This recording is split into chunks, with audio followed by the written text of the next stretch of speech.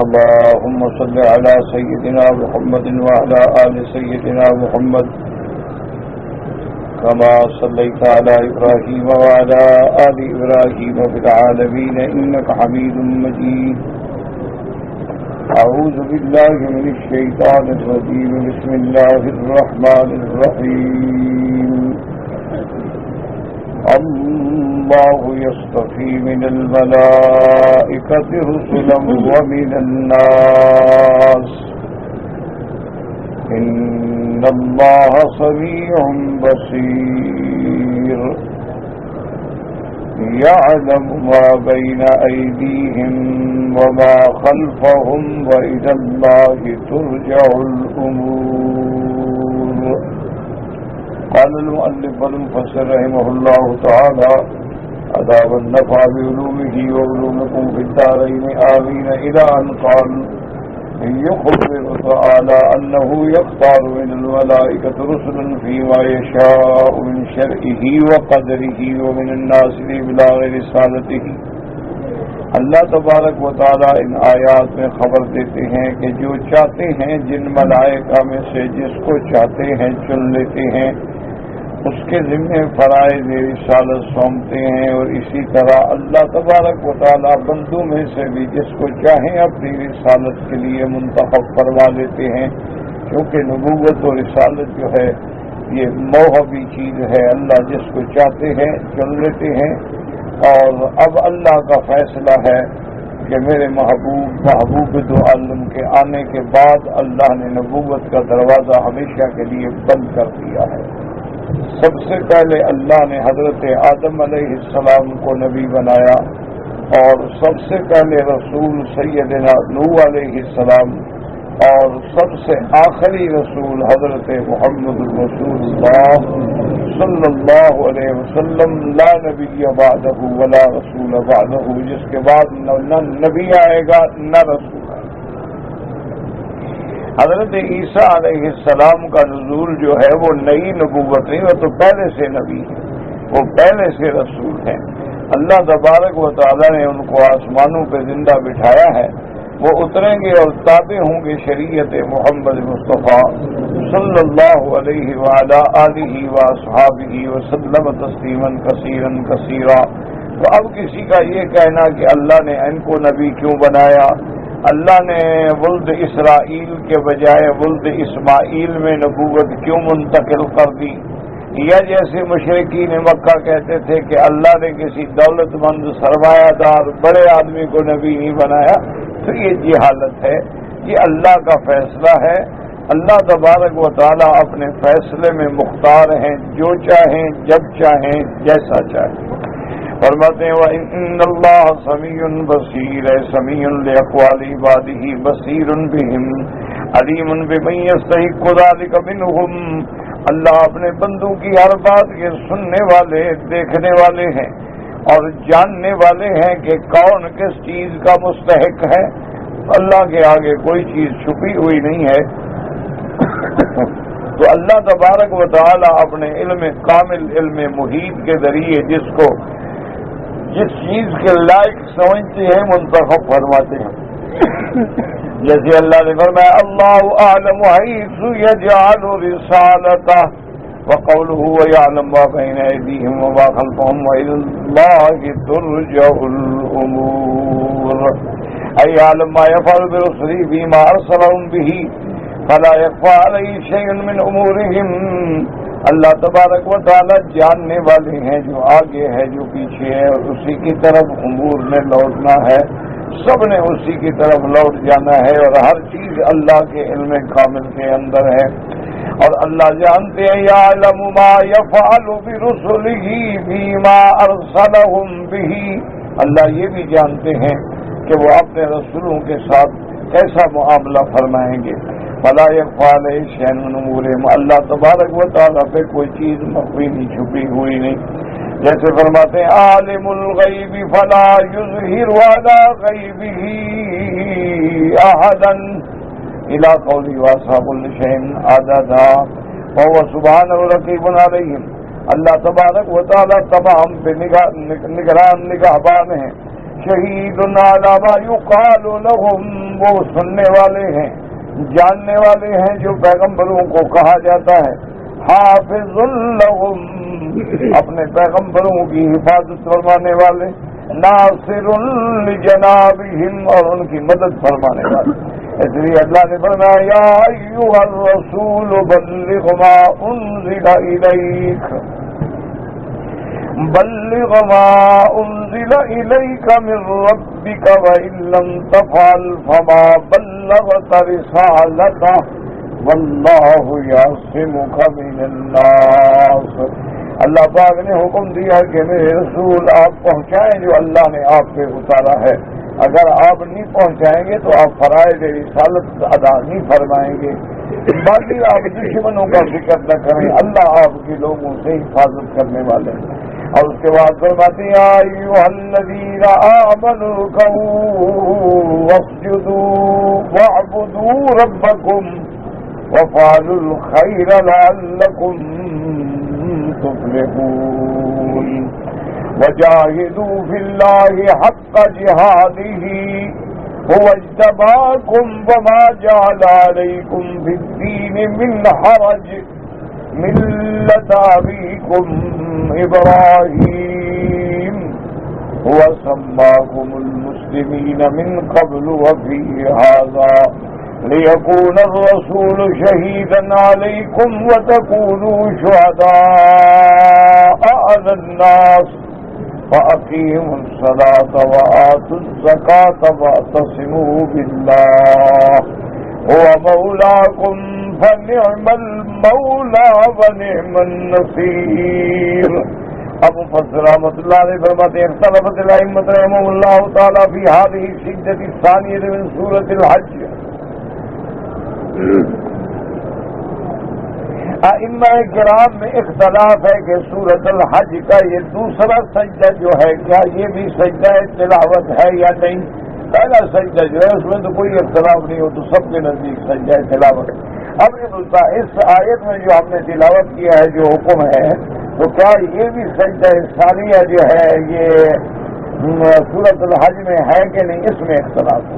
حال یہ مشروع السجود فی عاملہ علی قولین وقد قدمنا عند الاولی حدیث عقبۃ بن عامر النبی صلی اللہ علیہ وسلم فضلت سورۃ الحج بسجدتین فمن لم یسجدہما فلا یقرأہما۔ ابو مفسر رحمۃ اللہ علیہ فرماتے ہیں کہ بعض ائمہ جیسے امام احمد بن حنبل رحمۃ اللہ علیہ کے نزدیک یہ دوسرا سجدہ جو ہے یہ بھی سجدہ تلاوت ہے، کیونکہ ایک حدیث مبارک ہے عقبۃ بن عامر سے کہ حضور پاک نے فرمایا کہ اللہ نے اس سورت کو فضیلت دی ہے کہ اس ایک سورت میں دو سجدے ہیں، تو جو دونوں سجدے نہ کرے وہ اس کی تلاوت بھی نہ کرے۔ لیکن امام ابو حنیفہ رحمۃ اللہ علیہ فرماتے ہیں کہ یہ سجدہ جو ہے اس سے مراد نماز والا سجدہ ہے، اس سے مراد سجود تلاوت نہیں ہے۔ یہ تو اللہ تبارک و تعالی نے رکوع کا بھی ذکر فرمایا ہے، سجود کا بھی ذکر فرمایا ہے، اور اللہ نے مطلقاً عبادت کا بھی ذکر فرمایا ہے کہ وَاعْبُدُوا رَبَّكُمْ وَافْعَلُوا الْخَيْرَ لَعَلَّكُمْ تُفْلِحُونَ۔ تو اس لیے وہ فرماتے ہیں کہ اس سے مراد نماز کا سجدہ تو ہے لیکن تلاوت کا سجدہ نہیں ہے۔ جو حدیث مبارک ہے تو امام صاحب رحمۃ اللہ علیہ فرماتے ہیں کہ اس میں کافی کلام ہے حدیث مبارک۔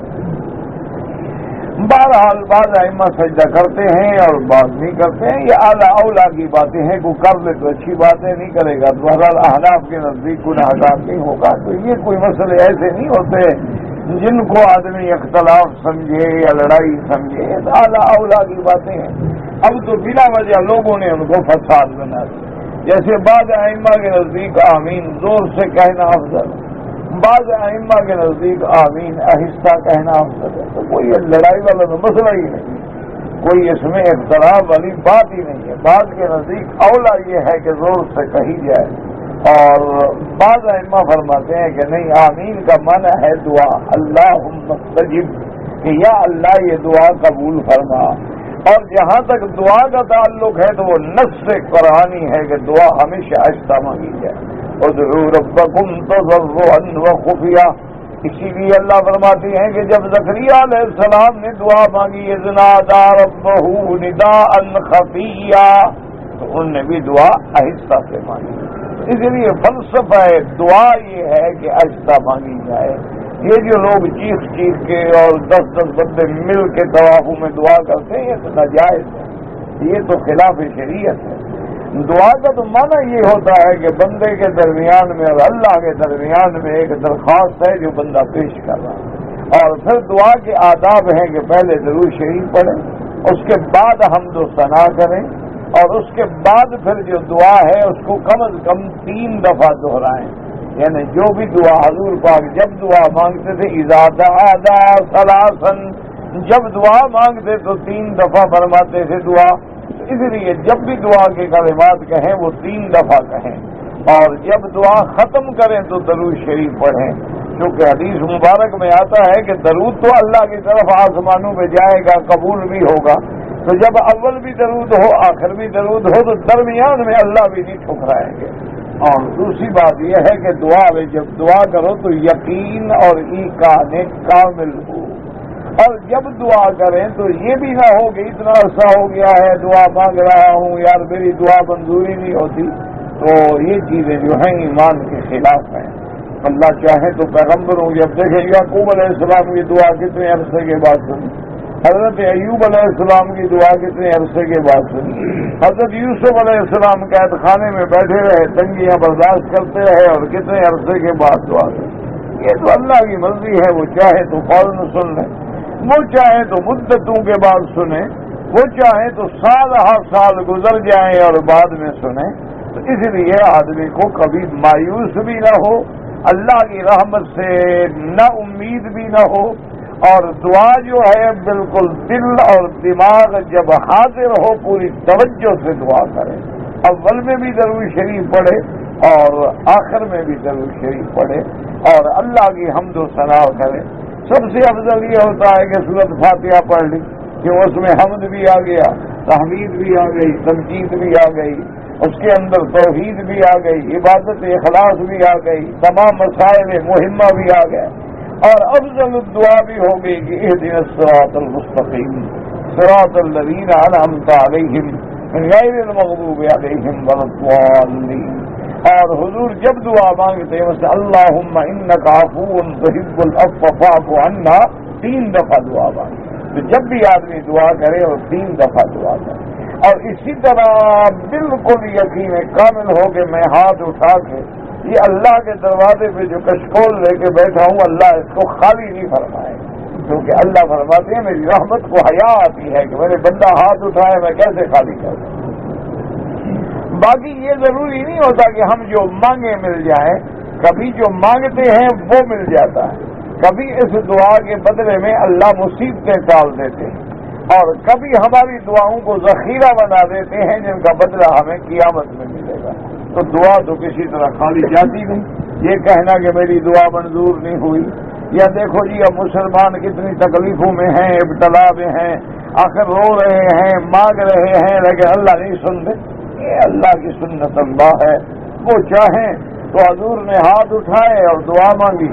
ایک صحابی کھڑے ہو گئے، انہوں نے کہا کہ یا رسول اللہ ہلک المال والعیال، مدینے پاک میں بارش نہیں ہوئی ہے اور بارش نہ ہونے کی وجہ سے زمینیں بنجر ہو گئی ہیں، جانور مر رہے ہیں، گھاس نہیں ہے، مہربانی فرما کے دعا مانگے.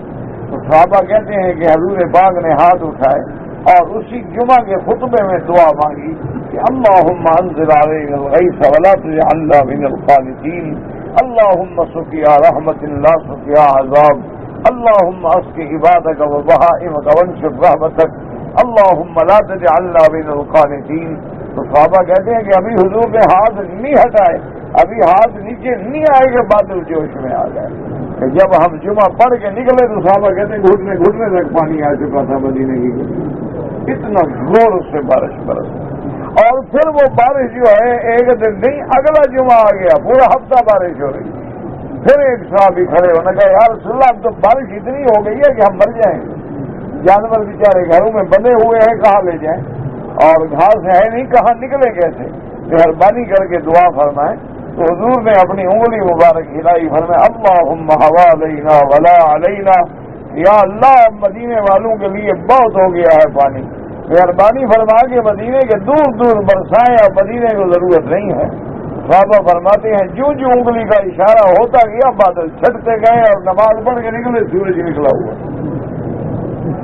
تو کبھی یہ بھی ہوتا ہے کہ دعا پیغمبر نے ہاتھ اٹھائے اور فوراً ہو گیا، اور کبھی جناب دیکھیں کہ یوسف علیہ السلام کا بچپن ہے، بچپن میں جدا ہوئے اور ملے کب؟ جب بادشاہ بن چکے تھے، کتنے سال گزر گئے، اور روتے روتے یعقوب علیہ السلام کی آنکھیں سفید ہو گئیں۔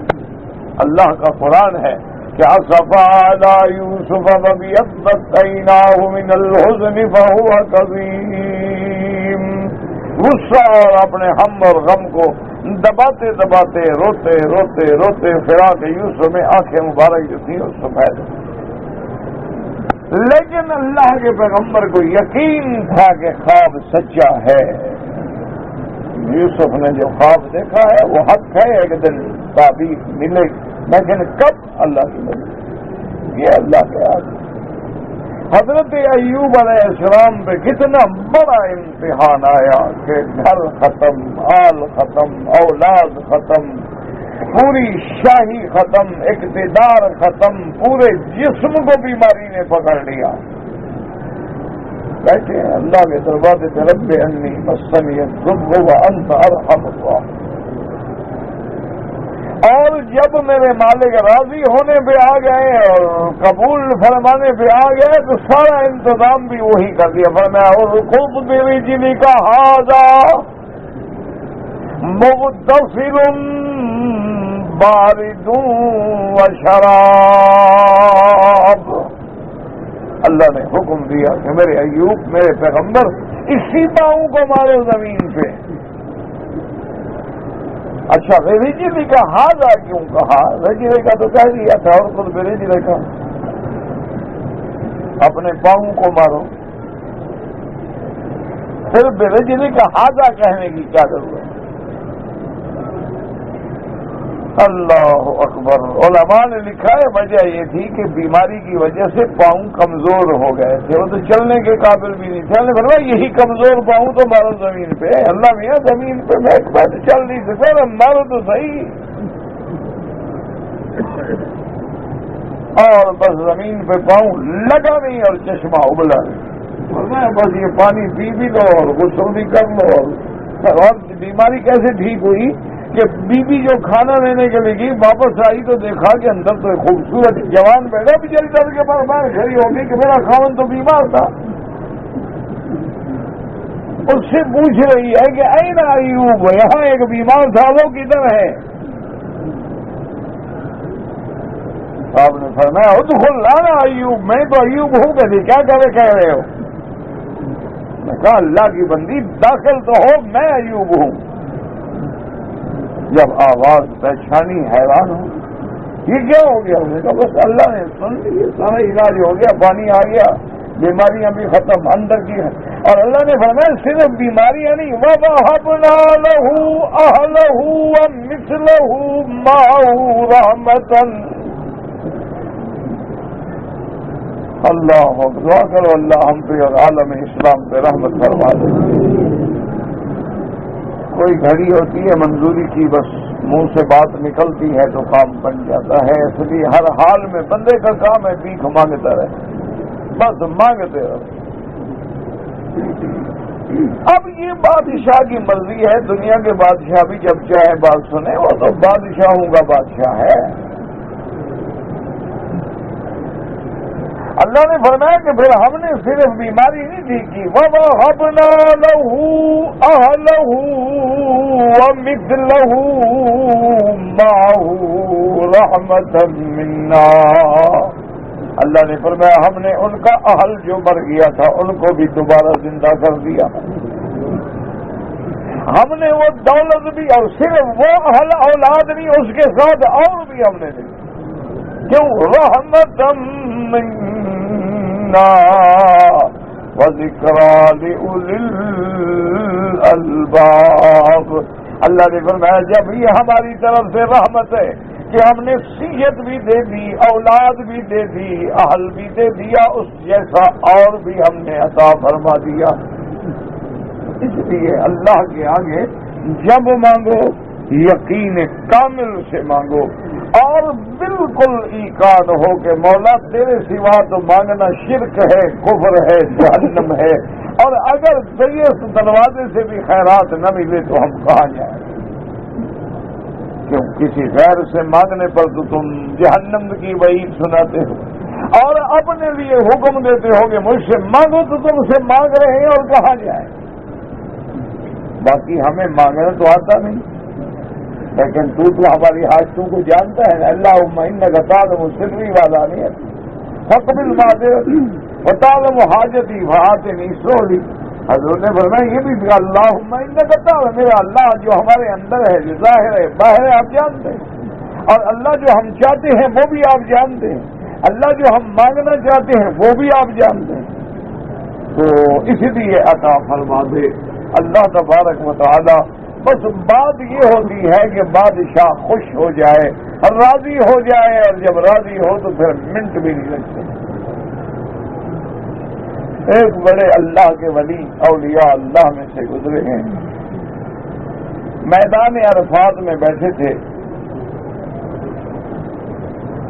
اللہ اکبر، اور عرفات کے دن جیسی رحمت والے دن میں صرف ایک دعا مانگتے رہے کہ اللہ تو اگر ہمیں جہنم میں ڈالے تو تیرا دشمن خوش ہوگا، اور مولا تو اگر ہمیں جنت میں ڈالے تو تیرا محبوب خوش ہوگا، تیری مرضی ہے کس کو خوش کرنا۔ اگر ہم نعوذ باللہ جہنم میں جائیں تو شیطان خوش ہوگا، تو شیطان تو کہا تھا نا کہ یا اللہ میں تیرے بندوں کو گمراہ کر کے جہنم بھر دوں گا، تو اس کو خوشی ہوگی، اور اگر ہم تیری رحمت سے جنت میں چلے جائیں تو حضرت محمد رسول اللہ کو خوشی ہوگی صلی اللہ علیہ وسلم کہ میری امت جنت میں گئی ہے، تو اب میرا اللہ تیری مرضی ہے، اپنے دشمن کو خوش کر یا اپنے محبوب کو خوش کر۔ تو بس وہاں تو پھر میرا بھائی رحمت کے فیصلے ہوتے ہیں، وہاں لفظ بھی نہیں دیکھے جاتے، وہاں یہ بھی نہیں دیکھا جاتا کہ دعا تم نے عربی میں مانگی ہے کہ فارسی میں مانگی ہے، وہاں یہ بھی نہیں دیکھا جاتا کہ دعا جو ہے تمہاری الفاظ کیسے تھے اور ادب کیسا تھا، بلاغت فصاحت کیسی تھی، ہاں تو یہ دیکھا جاتا ہے کہ دل سے نکلی ہے دعا میری نکلی، بس اگر دل سے نکلی ہے تو وہ خالی کبھی جا ہی نہیں سکتی۔ اس لیے مفسر رحمۃ اللہ علیہ فرماتی ہیں کہ اللہ تبارک و تعالیٰ نے، اب مفسر فرماتے ہیں کہ اس میں اختلاف ہے، بعض ائمہ فرماتے ہیں کہ 2 سجدے ہیں اور بعض ائمہ فرماتے ہیں کہ 1 سجدہ ہے، بہرحال جو 2 کرتے ہیں وہی کوئی ایسی بات نہیں ہے، اگر کوئی 1 کرے تو غصہ نہیں۔ وَجَاهِدُوا فِي اللَّهِ حَقَّ جِهَادِهِ، اس کا کیا معنی فرمایا بِأَمْوَالِكُمْ وَأَنفُسِكُمْ وَأَنفُسِكُمْ، اللہ کے راستے میں جہاد کرو، کیا معنی مال سے بھی جہاد کرو، زبان سے بھی جہاد کرو، اپنی جان سے بھی جہاد کرو، یہ حق جہاد ہے۔ حق الجہاد کا معنی کیا ہے کہ جس میں بندہ مال بھی لگا دے، جان بھی لگا دے، اور قلم بھی، ہر چیز زبان بھی لگا دے۔ کما قال تبارک و تعالی اتقوا اللہ حق تقاتہ، اور بعض علماء فرماتے ہیں کہ حق الجہاد کا معنی کیا ہے کہ اپنے نفس سے جہاد کرو، لیکن یاد رکھو نفس سے جہاد کا کیا معنی ہوتا ہے؟ علماء لکھتے ہیں کہ جہاد نفس کا معنی یہ ہے کہ نفس کی رغبت حرام کی طرف ہوتی ہے، تم حرام سے نفس کو روکو۔ نفس تو چاہتا ہے نا کہ بھئی پیسہ ملے، چاہے جوا کھیل کے ملے، پیسہ ملے چاہے لاٹری سے ملے، پیسہ ملے چاہے منشیات بیچ کے ملے، لیکن اللہ نے حرام کیا ہے، اب اپنے نفس کو روکو۔ یہ جہاد کر رہا ہے نا، مجاہدہ کر رہا ہے کہ نفس کو محرمات سے روک رہا ہے، اور پھر اس میں ترقی جب ہوتی ہے صرف محرمات سے نہیں، منکرات سے، محرمات سے مکروہات سے بھی روک دیتا ہے نفس. بھئی مکروہ چیز ہے چھوڑو یار، مکروہ کے قریب ہے. اور پھر اور اولیاء اللہ کا مقام آتا ہے کہ جو مباحات ہیں ان سے بھی اپنے نفس کو روک دیتے ہیں. یہ چیز مباح ہے، مباح بھی تو پھر مکروہ کے قریب چلی جائے گی نا، پھر مکروہ میں گئے تو پھر حرام کے قریب چلی جائے گی نا. لہذا وہ اپنے نفس کو روک دیتے ہیں. اسی کا معنی ہے مجاہدہ. یہ جو تم سنتے ہو نا کہ اللہ والے مجاہدہ کرواتے ہیں، وہ یہی مجاہدے ہوتے ہیں، یہی جہاد ہوتا ہے. وہ کوئی قرآن و سنت کے خلاف نئی بات نہیں ہوتی. نعوذ باللہ. صحیح معنی میں صوفی ہوتا وہ ہے کہ جس کے ایک ہاتھ میں قرآن ہو اور دوسرے ہاتھ میں حدیث محمد مصطفیٰ صلی اللہ علیہ وآلہ آلہ واصحابہ وسلم تسلیما کثیرا کثیرا. اور جو لوگ سنت کے منکر ہیں وہ صوفی نہیں ہوتے، وہ دجال ہوتے ہیں. کل ایک آدمی نے مجھے ٹیلی فون کیا، مسئلہ پوچھا. اس نے کہا جی میں اپنے والد کو حج کروانا چاہتا ہوں. اچھی بات ہے بھائی. اس نے کہا جی لیکن مشکل یہ ہے کہ میرے والد جس پیر کے مرید ہیں ان کا حکم ہے کہ بھئی بال جو ہیں وہ بڑے لمبے لمبے رکھو. تو انہوں نے لمبے بال رکھے ہوئے ہیں، زلفیں رکھی ہوئی ہیں. تو مرشد کے پاس وہ گئے تھے کہ میرا بیٹا مجھے حج پہ بلا رہا ہے. اس نے کہا حج پہ جانا بال نہیں کٹا میں، یہ میرا حکم ہے. ہاں جی وہ تو بال تو کٹانے پڑیں گے عمرے میں حج میں. کہا نہیں کوئی بس میرا جب حکم ہے تو پھر کیا. آپ اس کو کیا کہیں گے؟ آپ ولی اللہ ہیں، یہ صوفی ہے. بھائی اللہ قرآن میں کہتا ہے محلقین رؤوسکم ومقصرین لا تخافون. اور پھر سب سے بڑی بات یہ ہے کہ محبوب دو عالم رحمت دو عالم نے اس طرح پھروایا ہے. اور کوئی پیر کہے گا نہیں میرا حکم ہے زلفیں ہر حال میں رہنی ہے. ان کو انہوں نے کہا جی تھوڑے سے نیچے سے تھوڑے سے کاٹ لوں گا. چلو امام شافعی رحمۃ اللہ علیہ کے مطابق نہیں ہاتھ ہی نہیں لگا رہے، حج چھوڑ دو، پہلے حکم کی سلامتی.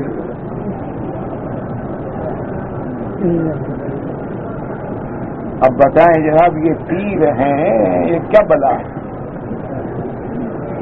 پھر کہتے ہیں لوگ دیکھو جی یہ بزرگوں کے مخالف، یہ بزرگی ہے یا شریعت کے خلاف حکم ہے؟ انا للہ و انا الیہ راجعون. یاد رکھو کہ شریعت ایسی چیز ہوتی ہے کہ حضرت حاجی صاحب رحمت اللہ علیہ کے بارے میں لکھتے ہیں کہ وہ بعض مسائل میں تھوڑا نرم ہو گئے تھے. حاجی امداد اللہ مہاجر مکی رحمت اللہ علیہ کچھ مسائل ایسے تھے اس میں ان کے تفردات تھے اور کچھ نرم تھے. تو کسی نے حضرت گنگوہی رحمت اللہ علیہ سے جا کے کہا، انہوں نے کہا کہ حضرت گنگوہی سے کہ حضرت آپ کے پیر جو ہیں، آپ کے مرشد جو ہیں، وہ اس معاملے میں بڑی نرمی فرماتے ہیں اور آپ بڑی سختی کرتے ہیں. آپ اپنے پیر کی مخالفت کر رہے ہیں. فرمایا ہم نے پیر اس لیے تو نہیں بنایا تھا کہ شریعت پوچھیں گے اس سے.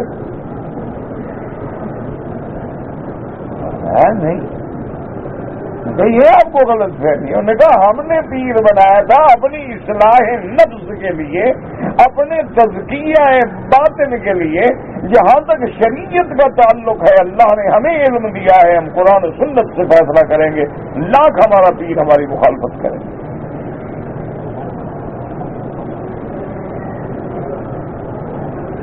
یہ ہوتی تھی بات کہ شریعت ہے، اللہ کا حکم ہے. فرمان رسول صلی اللہ علیہ وسلم فرمان رسول ہے.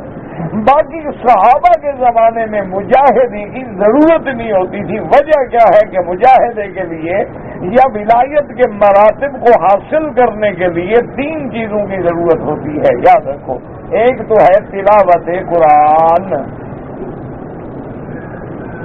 کہ ہر حال میں روزانہ کسی نہ کسی شکل میں قرآن پڑھا کرو، اور وہ بھی دیکھ کر. ہر حال میں روزانہ جتنا ممکن ہو قرآن پڑھو. ایک اور دوسری چیز کیا ہے کہ ہر حال میں اللہ کا ذکر کرو، چلتے بیٹھے اٹھتے جو بھی تمہیں ذکر یاد ہے، لا الہ الا اللہ لا الہ الا اللہ سبحان اللہ الحمدللہ اللہم صلی علی محمد وعلی آل محمد وبارک وسلم، جو بھی تمہیں یاد ہے ہر حال میں، وضو ہے نہیں ہے، گھر میں ہو، دکان پہ ہو، گاڑی میں ہو، سفر میں ہو، حضر میں ہو، زبان میں ذکر۔ اور اہم چیز کیا ہے؟ اتباع احکام شریعت، کہ جو اللہ کے حکم ہیں ان کی تعمیل کرو۔ بس ان تین چیزوں کو لازم پکڑ لو، ولایت ہی ولایت۔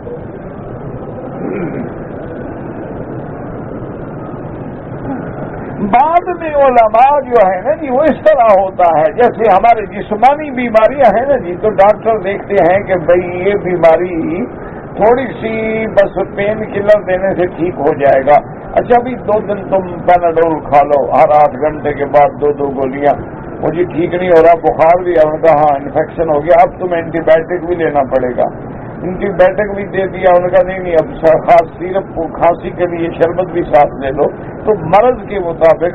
اس طرح پھر بزرگوں نے ہماری اصلاح کے لیے جو ہے وہ کچھ انہوں نے بھی راستے بنائے ہیں، اس کو دین نہیں سمجھتے، اصول الی الدین کا ذریعہ سمجھتے۔ جیسے بزرگوں نے فرمایا ہے کہ بس 4 چیزوں کو لازم پکڑو، کیا؟ قلت، جتنا تھوڑا کھاؤ گے تو رات کو جاگو گے، نماز بھی پڑھو گے، سکون ہوگا، اگر پیٹ بھر کے آدمی سوئے گا تو کیا اٹھے گا؟ قلت طعام۔ دوسری چیز کیا ہے؟ قلت منام، نیند تھوڑی کرو، زیادہ جاگو، نیند کا وقت تو آگے قبر میں بہت بڑا ہے۔ یہی محنت ہے نا جو اللہ نے اپنے نبی کے ذمہ لگائی تھی نا کہ یا ایھا المزمل قم اللیل الا قلیلا نصفہ او انقص۔ تو پہلی چیز کیا تھی؟ قلت طعام، کہ کھانا تھوڑا کھاؤ، اگر 2 کلو حلوہ اندر پڑا ہو تو حجت نہیں ہوتی انشاءاللہ، پھر صبح کو لوگ اٹھائیں تو اٹھے گا، خود نہیں اٹھتا۔ قلت طعام، قلت منام اور قلت کلام۔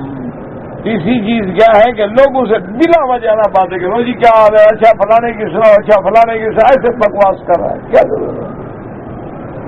نہ لینا نہ دینا نہ قصہ نہ کہانی۔ قلت کلام، جتنی زبان بند رکھو گے اتنی اللہ کی رحمتیں آئیں۔ تو فرماتے ہیں قلت طعام، قلت منام، قلت کلام۔ اور اسی طرح علماء فرماتے ہیں کہ قلت الاختلاط مع الانام، کہ لوگوں سے زیادہ گھلو ملو نہیں، الگ رہو بس۔ کیوں؟ جب لوگوں کے پاس جاؤ گے دیکھو گے یار اس کی کار تو بڑی اچھی ہے، اللہ نے مجھے پتہ نہیں کیوں نہیں دی، آ گئی نا ناشکری، یار اس نے گھر دیکھو بڑا خوبصورت محل بنایا ہے، جب ملو گے نہیں تو جھگڑے کیا؟ جب تم دور رہو گے تو جھگڑے نہیں ہوں گے۔ اور اسی طرح یہ پھر مجاہدات تھے، یہ طریقے تھے ہماری اصلاح کرنے کے لیے۔ اسی لیے جیسے بعض بزرگوں نے طریقہ بتلایا کہ نظر بر قدم، کہ اپنی آنکھوں کو پاؤں پہ رکھو، نظر نیچے ہوگی تو کسی عورت کے چہرے پہ نہیں پڑے گی نا۔ قرآن کیا کہتا ہے؟ کل للمؤمنین یغضوا من ابصارہم، اپنی نظروں کو نیچے کرو۔ یہی صوفی کا معنی ہوتا ہے قرآن کے تابع ہو، حدیث کے تابع ہو۔ اس لیے وہ کہتے ہیں جی کہ نظر بر قدم، خلوت در انجمن، کیا مانا ہے؟ لاکھوں لوگوں میں بیٹھے ہو اور دل کا تعلق اللہ سے جڑا ہو۔ لاکھ لوگ سنا رہے ہیں، کسے کہانیاں باتیں کر رہے ہیں، کرتے رہیں، تمہارا تعلق اپنے ذکر اللہ۔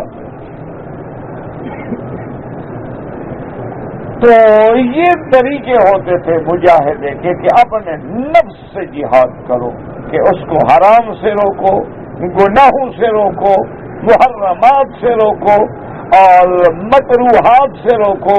اور بعض اوقات اس کو بلا وجہ مباحات جو ہے ان سے بھی روکو، اور بعض اوقات چیز حلال بھی ہے، کھانا بھی ٹھیک ہے، لیکن تھوڑا سا نفس کو مار دینے کے لیے دل کر رہا ہے کہ جی آج تو کسی اچھے ہوٹل میں بیٹھ کے بڑی فرسٹ کلاس کھانا کھائیں، چھوڑو یار نہیں کھاتے، بس ٹھیک ہے زمزم پی کے سوتے ہیں، تھوڑا نفس کو رگڑا دو، یہ بڑا شریر ہوتا ہے، جب تک اس کو رگڑا نہ بھی لینا یہ ٹھیک نہیں ہوتا۔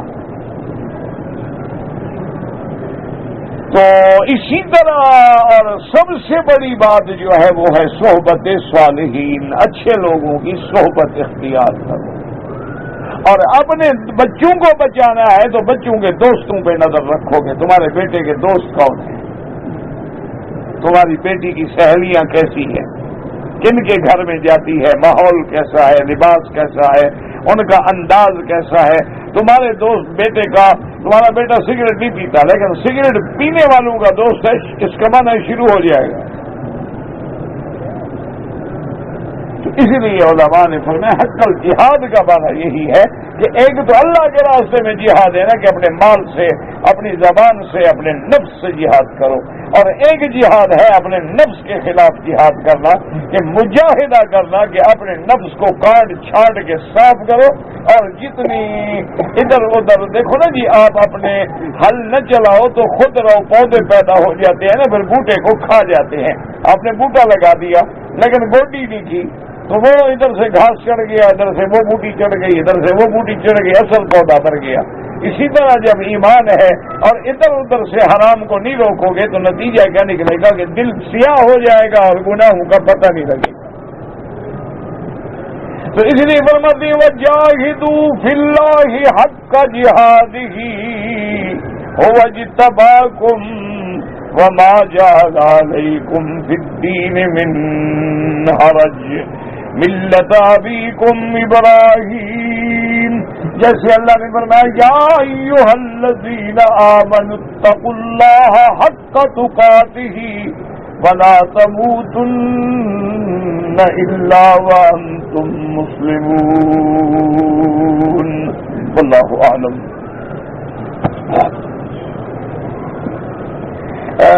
لکھا ہے کسی دوست نے کہ میری بچی کو مرگی کے دورے ہوتے ہیں، اللہ شفا عطا فرمائے۔ میرا بھائی اب اگر آپ حرم میں آئے ہوئے ہیں تو اب اس سے بڑی نعمت آپ کو کہیں نہیں ملے گی، زمزم۔ تو آپ جو ہے نا بالکل خالص نیت کے ساتھ ہر نماز کے بعد اسے زمزم پلائیں، اور اتنا پلائیں کہ زمزم ناک سے نکلنے لگ جائے، اور سر پہ بھی ڈالے، منہ پہ بھی ڈالے، اور اگر اللہ توفیق دے تو خود سورت فاتحہ پڑھ کے دم کر لیں، کسی پیر فقیر کی ضرورت نہیں ہے، قرآن ہے، تم مسلمان ہو، خود پڑھو، خود بچی پڑھے، تم پڑھو، اور دم کر کے ہر نماز کے بعد زمزم پلاؤ، اور اسی نیت سے پلاؤ، اور اس یقین سے پلاؤ کہ نبی کی حدیث ہے کہ زمزم ہر بیماری کا علاج ہے، انشاءاللہ یقیناً شفا ہو۔ آپ عمل کریں، دیکھیں، میں نے آپ کو بتایا نا کہ ایک آدمی کا مجھے خط آیا اسلام آباد سے کہ جی آپ ایک خط مجھے بھیج دیں، میں کینسر کا مریض ہوں اور میں نے آپ کا نام سنا ہے، آپ کے خط سے مجھے چھٹی مل جائے گی، میں نے مرنا تو ہے لیکن میں چاہتا ہوں کہ عمرہ کر لوں، مکہ مدینہ دیکھ لوں، چلو بعد میں مر جاؤں تو کوئی بات نہیں، آپ کے خط سے مجھے چھٹی مل جائے گی۔ اب میں نہیں جانتا کون بندہ، میں نے خط بھیج دیا، وہ بندہ اللہ کا آ گیا، اور اس کو ویل چیئر پہ بٹھایا ہوا تھا اور اس طرح بیچارہ ہو گیا تھا جیسے کانٹا بن جاتا ہے آدمی، کینسر کا مریض تھا۔ اور میں کہا جی آپ کا شکریہ، میں نے کہا بھی شکریہ کہ اللہ نے تمہیں کعبہ نصیب کر دیا، میرے لیے سعادت ہے کہ میرے خط میں میرا بھی ثواب میں حصہ ہو گیا۔ میں نے کہا جتنے دن مکے میں رہو نا، صبح و شام ہر نماز کے بعد اسی یقین سے 7 دفعہ فاتحہ پڑھ کے دم کرو اور زمزم پیو اور اوپر ڈالو اور بیٹھے رہو، اور زیادہ نہ پیسے رہو، تھوڑا گھونٹ پیتے رہو، سارا دن یہی کام کرتے رہو، اور یقین سے کرو، اللہ کے آگے کینسر مینسر کیا چیز ہے۔ آپ یقین کریں جی کہ مجھے تقریباً وہ کوئی 20 دن یا 1 مہینے کے بعد ملا چلتا ہوا ماشاءاللہ، اور اس نے کہا جی میں روز الحمدللہ 2-3 طواف بھی کرتا ہوں اور 5 کلو میرا وزن بڑھ گیا ہے۔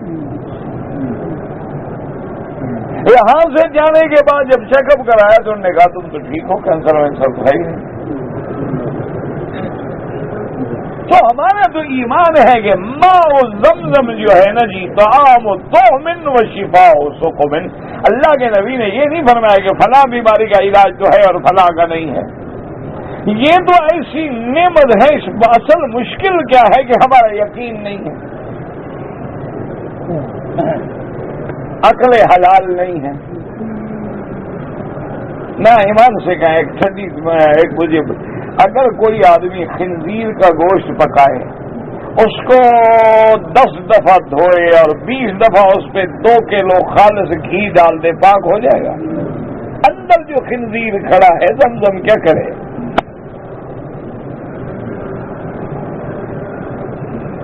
بس اس خنزیر کو مارو تو سارا مسئلہ حل ہے۔ دیکھو نا اندر جو پلیتی کھڑی ہوئی ہے، وہ ایک مثال مشہور ہے نا، ایک مولوی کے پاس ایک بندہ گیا جی کوجی کتا مر گیا ہے، کنویں میں کتنا پانی نکالے؟ اس نے کہا 200 ڈول نکالو۔ اچھا اس نے نکالا بیچارہ نہیں، اور دیہاتی آدمی میرے جیسا کو ان پڑھ ہوگا، وہ پھر خیال آیا کہ یار پتہ نہیں 200 ڈول کافی ہے یا اور بھی نکالے۔ ایک اور مولوی کے پاس گیا، اس نے کہا جی وہ کتا مر گیا کنویں میں، مولوی سے پوچھا تھا، اس نے کہا 200 ڈول۔ انہوں نے کہا یار اس مولوی کو پتہ ہی، سارا پانی نکالو۔ 200 ڈول کیا 200 ہو 400 ہو 500 ہو، سارا نکالو۔ اس کے بعد پھر ایک اور مولوی کے پاس گیا، اس نے کہا پہلے کتا تو نکالو، پہلے اس نے کہا کتا نکالو پھر ڈول نکالنا، تھوڑا نکالنا، لیکن کتے کو تو نکالو نا جو اندر پڑا ہوا ہے، جب وہ نہیں نکلے گا ڈول نکالتے رہو کیا پیدا ہو؟ یہ جو اندر ہمارے نفس والا کتا ہے نا، جب تک یہ بھی مرے گا اس وقت تک کچھ نہیں ہوتا۔ لاکھ زمزم پیو، زمزم نے بدن کو پاک کیا، اب دل کا صفایا کون کرے؟ اور دل کا صفایا ہے الا بذکر اللہ تطمئن القلوب، جب تک اس پر اللہ کے ذکر کی مار نہ پڑے یہ ٹھیک نہیں ہوتا۔ توبہ کرو، استغفار کرو، لوگوں کے حقوق دینے ہیں تو ادا کرو، اور حقوق اللہ ہیں تو اللہ کے دروازے پہ سچی توبہ کر لو، اور بندوں کے حقوق ہیں تو فیصلہ کر لو دل سے کہ یا اللہ میں نے دینا ہے، میری مدد کر، میں ہر کسی کا حق ادا کروں۔ اور اس کے بعد دیکھو زمزم پیو، بیماری رہتی ہے، ورنہ تو یہی ہے، تقریریں ہم بھی کرتے رہتے ہیں، آپ بھی سنتے رہتے ہیں بس۔ میں عمرہ کرنے کے لیے آیا، دوران عمرہ میرا پاؤں زخمی ہو گیا، کوئی حرج نہیں، کوئی جرمانہ نہیں، پاؤں بھی تمہارا زخمی ہو شریعت جرمانہ بھی تمہیں کرے۔ یہ جاہلوں نے دماغ میں رکھا ہوا ہے کہ دم دینا پڑتا ہے، دم جو نکل گیا، خون جو نکل گیا، اللہ کے بندے خون تمہارا نکلا ہے، شریعت سزا بھی تم کو دے، اچھی کو عقل کی بات ہے بھائی۔ کے پیچھے نماز ہوتی ہے جب ہے کافر، نماز کس بات کی؟ اللہ کے بندے ہے ہی مشرک، تو مسلمان ہے ہی نہیں، تو مسلمان کے پیچھے نماز ہوتی ہے۔ اگر ہم مدینہ منورہ میں جائیں اور مواجہہ شریف میں کھڑے ہو کر صلاۃ و سلام پڑھیں، بالکل وہاں پڑھیں الصلاۃ والسلام علیک یا رسول اللہ، الصلاۃ والسلام علیک یا حبیب اللہ، دور سے پڑھیں تو درود پڑھیں، اور سامنے کھڑے ہو کے پڑھیں تو الصلاۃ والسلام علیک یا رسول اللہ۔ اسی طرح صحابہ پڑھتے تھے، اسی طرح حتیٰ کہ حضرت عبداللہ ابن عمر جب آتے سلام پڑھتے، اور جب آگے جاتے حضرت ابوبکر پہ پڑھتے، اور پھر وہاں جب جاتے تو کہتے السلام علیکم یا ابتی، میرے ابا تم پر سلام ہو، یعنی حضرت عمر کے بیٹے تھے نا۔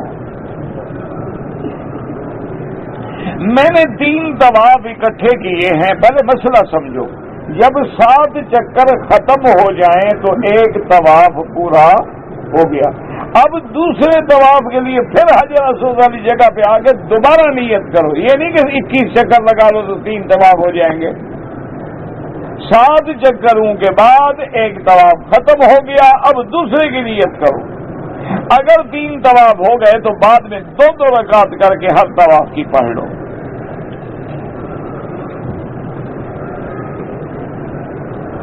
اگر ہر طواف کے بعد 2 رکعت پڑھی جائے وہ افضل ہے، لیکن کوئی اکٹھے کر لے اور بعد میں 2 رکعت کر کے پڑھ لے وہ بھی جائز ہے۔ زندہ ہیں والدین کے لیے اگر حج یا عمرہ کریں بالکل جائز ہے۔ یا لطیف اللہ کے نام ہیں، یا جامع یا لطیف، یہ بچی بھی پڑھے ماں باپ بھی پڑھیں، پڑھ کے اللہ کے نام ہیں، دعا کریں اللہ آسان کرے۔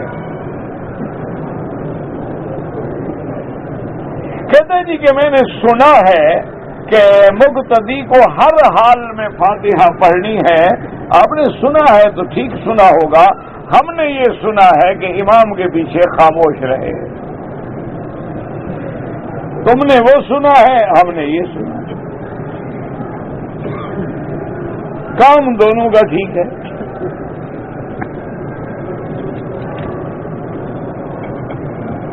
زمزم کو اگر بدن پہ ڈالیں بالکل ڈالیں، غسل کریں بالکل کریں، کوئی مسئلہ نہیں۔ نماز جنازہ کا کیا طریقہ ہے؟ یہی ہے جیسے روز پڑھتے ہو، اور کیا طریقہ ہے؟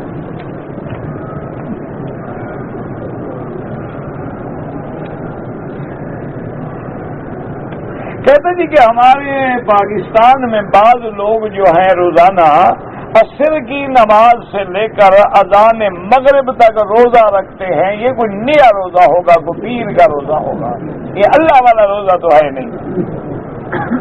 اللہ کا روزہ تو ہے کلوا واشربوا حتی یتبین لکم الخیط الاسود من الخیط الابیض من الخیط الاسود من الفجر اور ثم اتموا الصیام الی اللیل۔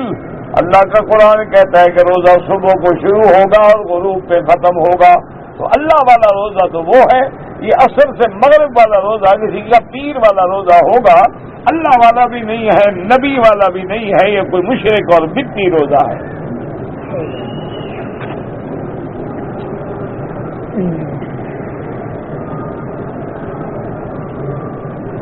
دوران طواف اگر عورت کو حیض آ جائے فوراً طواف چھوڑ کے حرم سے نکل جائے۔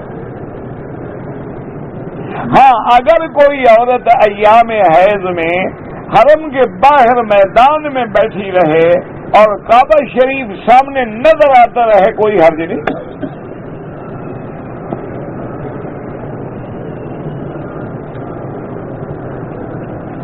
ایک عورت کے پاس 15 یا 20 یا 30 تولے سونا ہے، وہ استعمال بھی کرتی ہے تو امام ابو حنیفہ رحمۃ اللہ علیہ کے نزدیک زکوٰۃ دینی ہوگی۔ جو موجودہ مارکیٹ ریٹ ہے قیمت کر کے 2.5% زکوٰۃ ادا کرے۔ امام احمد بن حنبل رحمۃ اللہ علیہ فرماتے ہیں کہ عورت جو زیور استعمال کرتی ہے اس میں زکوٰۃ نہیں ہے۔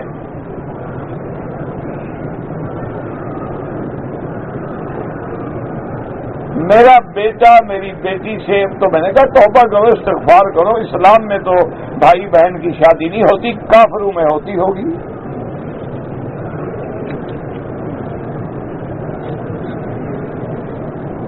ہاں بہرحال ایام حیض میں عورت مسجد الحرام میں داخل نہ ہو، باہر کے میدانوں میں بیٹھی رہے۔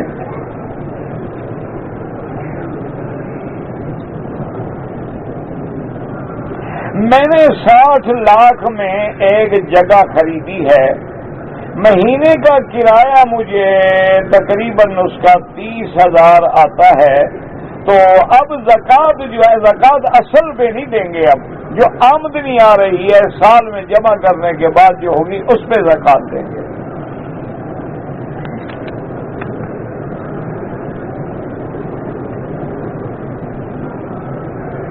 کہتے جی کہ یہاں پر نماز جنازہ میں جب اعلان ہوتا ہے کبھی مرد کا، کبھی عورت کا، کبھی بچے کا، کبھی بچی کا، اور ہمیں پتہ نہیں لگتا ہے، بس جو امام کی نیت وہی تمہاری نیت۔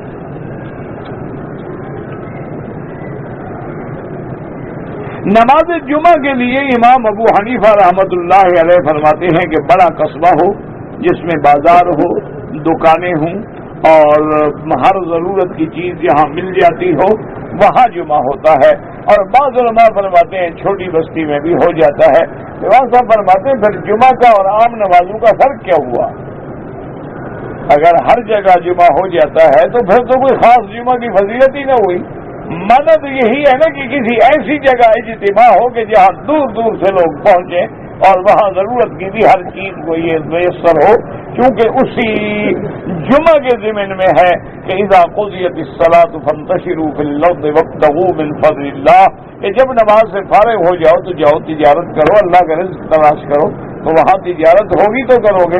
اور اسی طرح حکم ہے کہ اذا نودی للصلاۃ من یوم الجمعۃ فاسعوا الی ذکر اللہ وذروا البیع.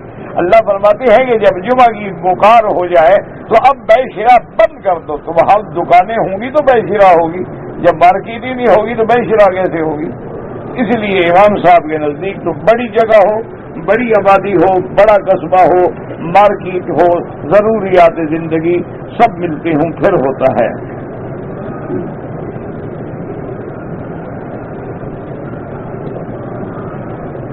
کہتے جی کہ مسلمانوں کے جو بچے ہیں وہ جنتی ہے. ہاں بالکل جنتی ہے.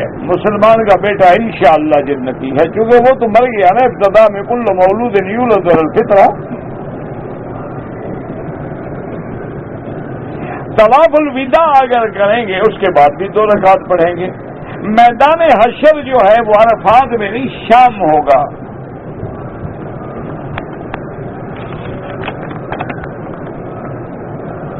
تعویذ وغیرہ نہ پہنے تو بہتر ہے. وہ بعض علماء کہتے ہیں کہ اگر آیات قرآنی ہیں، یہ حدیث مبارک ہے تو کوئی حرج نہیں، لیکن پھر آدمی آہستہ آہستہ غلط چیزوں میں چلا جاتا ہے، تو اس لیے احتیاط بہتر ہے کہ نہ استعمال کریں. میرے والد کا انتقال ہو گیا، اللہ جتنے لوگ مسلمان فوت ہو گئے سب کے قبروں کو باغ جنت بنا. عمرہ کرنے کے لیے اپنی ساتھی کے ساتھ فارغ ہونے پر بال مجھ سے بھول گیا، پھر مسجد عائشہ جا کے احرام باندھ کے عمرہ کر کے بال منڈوایا. بال جو پہلے عمرے میں بھول گیا، اگر آپ نے کپڑے پہن لیے تھے اور کپڑے پہنے 24 گھنٹے گزر گئے تھے یا 1 دن گزر گیا تو وہ دم الگ دینی پڑے گی. یہ تو دوسرا عمرہ ہے آپ نے جو مسجد عائشہ سے کیا ہے، پہلے عمرے کی غلطی کا کیا تعلق ہے؟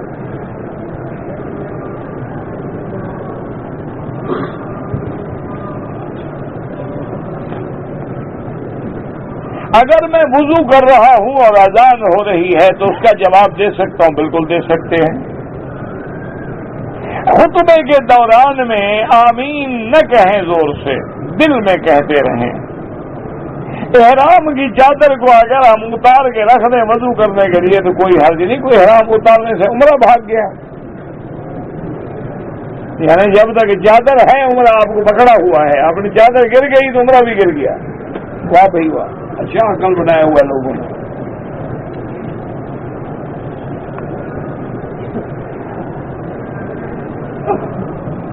میری بیوی 18 تاریخ کو احرام سفر کی حالت میں طبیعت خراب ہو گئی، حیض ہو گیا. کوئی بات نہیں، اگر عورت نے نیت کی ہے میقات سے، حیض آ گیا، ہوٹل میں رہے، جب پاک ہو جائے غسل کرے، آگے طواف کرے، صفا مروہ دوڑے، بال کٹائے، عمرہ ہو گیا. کہیں جانے کی ضرورت نہیں، اس کو نیت تو موجود ہے اس کی.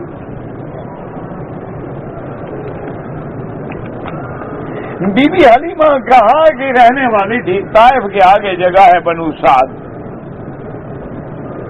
حضور پاک کا سینہ مبارک چاک ہوا، ہاں 2 دفعہ ہوا، 1 دفعہ بچپن میں، 1 دفعہ معراج سے پہلے. حضور کے والد کے انتقال کے کتنے دن بعد پیدا ہوئے. بہرحال آپ کے والد پہلے فوت ہو گئے، دنوں کا اللہ کو پتہ ہے.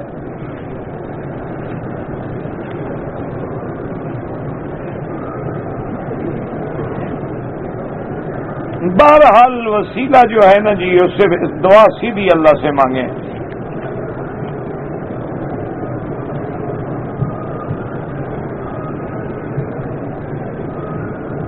بہرحال گزارش یہ ہے کہ جو بھی ہے انبیاء حیات ہیں، اور اس میں تو کوئی شک نہیں کہ اب وہ عالم برزخ ہے.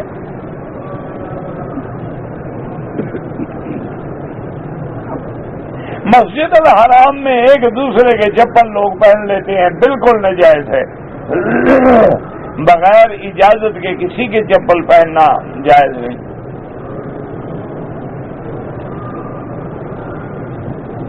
تبلیغی جماعت کے بارے میں آپ کی کیا رائے ہے؟ میں نے کبھی ان کے ساتھ جا کے وقت تو نہیں لگایا، سنا یہی ہے کہ اچھا کام کر رہے ہیں، دین کی خدمت کر رہے ہیں، بڑے لوگوں کی اصلاح ہو رہی ہے۔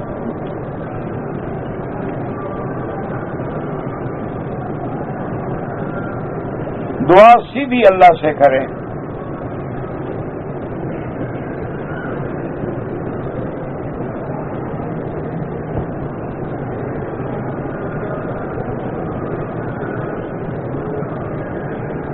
بہرحال اپنا جو بھی میری بیٹیاں جن کا رشتہ نہیں ہوا ہے، اللہ تبارک و تعالی ان کے رشتے آسان فرمائیں اور اللہ ان کا مستقبل روشن فرمائیں۔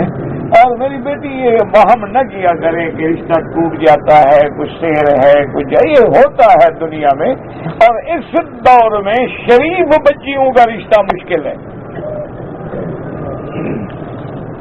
یہ خدا کی قدرت ہے، امتحان میں وہی بچیاں ہیں جو شریف ہیں، باپردہ ہیں، باحیا ہیں، اچھے خاندان سے ہیں اور گھروں میں رہیں۔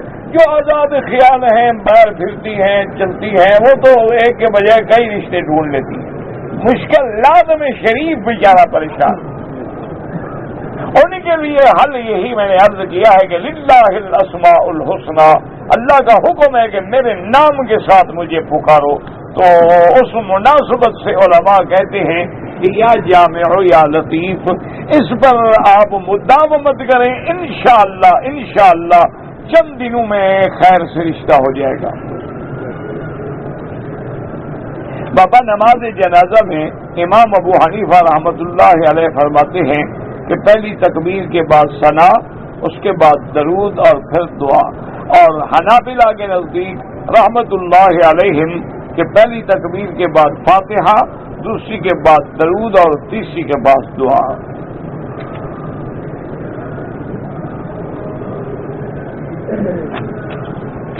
امام ابو حنبل کوئی نہیں، احمد ابن حنبل تو ہیں۔ جب نام نہیں آتا مسئلہ اختلافی پوچھتے ہیں، کیا کرے اللہ ہدایت دے۔ بس سگریٹ پان نسوار بالکل استعمال نہ کریں۔ بعض علماء نے اس کو حرام لکھا ہے اور مکروہ ہونے میں تو کوئی جھگڑا ہی نہیں۔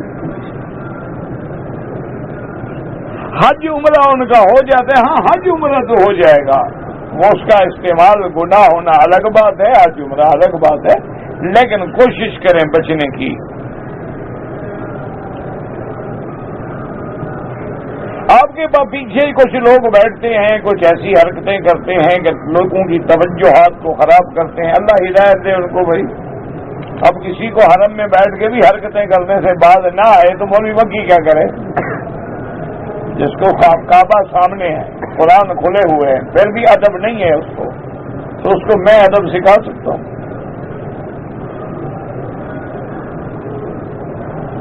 جانور ذبح کے پتہ نہیں کیا لکھا ہے آپ نے، مجھے خود ذبح کرنا نہیں آتا بھائی۔ کون سا پانی کھڑے ہو کر پینا؟ زمزم کھڑے ہو کے پیے تو جائز ہے۔ عمرہ ختم ہونے کے بعد طواف الوداع ہے، ہاں افضل ہے، واجب نہیں، کوئی نہ کرے تو جرمانہ نہیں ہوگا، لیکن افضل یہ ہے کہ طواف الوداع کریں۔ کیوں؟ پتہ ہے موت حیات کا پھر نصیب ہوگا مکہ کے نہیں ہوگا۔ بیوی فوت ہو گئی ہے اور حق المہر نہیں دیا، یار بڑی جلدی کر رہے ہو، وہ مر گئی ابھی مسئلہ پوچھ رہا ہے، تو اس کے جو وارث ہیں ان کو تو حق المہر تو نہیں چھوٹے گی۔ طواف میں ایک آدمی نے میرے ہاتھ پہ عطر لگا دیا، میں نے اور جگہ منتقل نہیں کیا، اسی جگہ پر تھا۔ بہرحال یہ ہے کہ معمولی جگہ لگا تو صدقہ کر دو، دم نہیں پڑتی۔ احرام کی حالت میں نے سگریٹ پیا، پکا احرام اور پکا ہو گیا نا، سیک آ گیا نا آگ کا۔ بہرحال عمرہ تو ہو گیا، لیکن تم نے گناہ کا کام کیا کہ سگریٹ پہلے حرام تھا اور حالت احرام میں تو ڈبل حرام ہو گیا۔ میری ماں بوڑھی ہے، جہاز میں چہرے پہ کپڑا ڈال کے سو گئی، کوئی بات نہیں، 2-4 ریال خیرات کر دو۔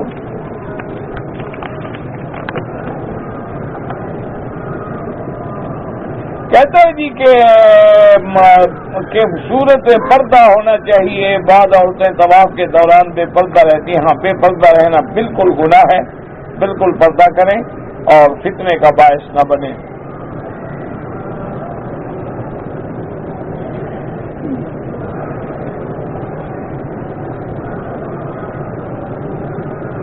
میں نے ظہر کی نماز کے بعد عمرے کا طواف کیا، مکروہ وقت آ گیا تو کوئی حرج نہیں میرا بھائی. تم اگر طواف کر لیا، صفا مروہ دوڑ لو، بعد میں مغرب کے بعد 2 رکعت پڑھ لینا، کوئی مسئلہ نہیں. طواف کی 2 رکعت تو دوسرے دن بھی چاہو تو پڑھ لو، کوئی مسئلہ نہیں ہے.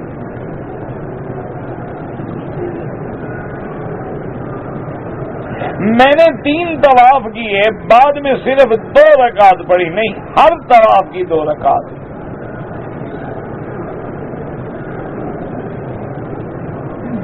میں اگر آج طواف کر لوں، بعد میں کچھ عرصے کے بعد ثواب نہیں. اگر آپ طواف کرنے کے بعد دعا کریں گے اللہ اس کا ثواب کسی کو دے، اللہ قادر ہے، نفلی عبادت ہے، اللہ ثواب دیں گے. میں نے اور میرے بیٹے نے عمرہ کیا ہے، بال نہیں کٹوائے ہیں، تو بال بھی کٹوائیں اور ایک ایک بکری بطور دم بھی ادا کریں. یہ مسئلہ اگر عمرے سے پہلے پوچھ لیتے تو کیوں بکری بھرنی پڑتی. ربنا تقبل منا انك انت السميع العليم وتب علينا انك انت التواب الرحيم. اللهم اجعل لنا وللمسلمين فرجا مخرجا من كل بلاء عافية يا حي يا قيوم برحمتك نستغيث. اللهم اصلح اولادنا واولاد المسلمين، شبابنا وشباب المسلمين، اصلح بناتنا وبنات المسلمين، ذرياتنا وذريات المسلمين. اللهم انصر الاسلام والمسلمين، اللهم انصر المجاهدين في كل مكان. اللهم استر عوراتنا، آمن رواتنا، خفض رواتنا، وصلى الله تعالى على خير خلقه سيدنا محمد وعلى آله وصحبه أجمعين. اللهم صل على سيدنا محمد وعلى آل سيدنا محمد. کچھ نہیں ہوتا.